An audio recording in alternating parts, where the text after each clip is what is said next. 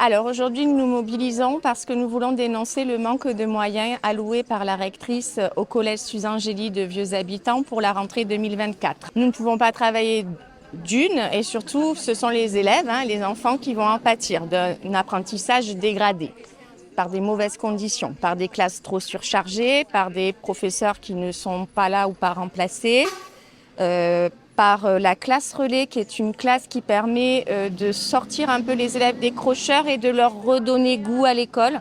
Et cette classe, elle a largement fait ses preuves. On ne comprend pas pourquoi on veut nous enlever cette classe, qui a aidé beaucoup d'élèves. Ensuite, ce qu'on ne comprend pas non plus, c'est qu'en classe de 6e et 5e, il doit y avoir dès la rentrée prochaine des niveaux, des classes de niveau en mathématiques et en français. La rectrice nous a alloué des biens pour les mathématiques, mais pas pour le français. Alors ça, on ne comprend pas du tout pourquoi pas d'heures pour le français, qui est quand même important. Pour l'instant, on n'a eu aucun retour. On a déposé une motion contre la dotation en conseil d'administration et on n'a eu aucun retour favorable, aucun changement.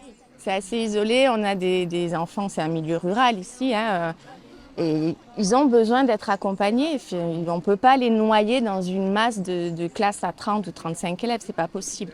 Les parents d'élèves nous soutiennent, il y en a plusieurs qui sont là avec nous depuis ce matin et qui comprennent notre mouvement. C'est vrai que la Guadeloupe n'est pas bien classée au niveau national par rapport aux évaluations, déjà en français et en maths.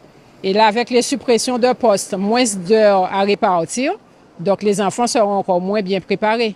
Donc on ne peut pas faire des dédoublements de classes avec des classes à niveau qui sont prévues pour l'année prochaine avec moins d'enseignants. C'est pas possible. On ne peut pas dire au lieu qu'il faut moins d'enfants pour mieux travailler et en même temps, il n'y a pas les moyens pour pouvoir faire avancer, faire travailler. Voilà, la Côte-sur-le-Vent est trop loin. On a des professeurs qui sont absents, qui ne sont pas remplacés. Les professeurs remplaçants n'arrivent jamais sur site à croire qu'ils perdent le chemin de Vieux Habitants. Et les enfants sont toujours en attente d'enseignants et c'est pas normal. Oui, tout le monde est confronté à la situation, mais sur la Côte-sur-le-Vent, quand même, on a besoin de beaucoup plus de moyens puisqu'on est un peu décentralisé par rapport aux villes Basse-Terre, Pointe-à-Pitre, etc. Et c'est vrai que pour avoir des enseignants qui veulent arriver jusqu'à nous, c'est très compliqué. Donc les enfants restent souvent en permanence avec beaucoup de manque de moyens et ça arrive. Les enfants manquent de notes dans certaines matières, anglais, technologie, voilà.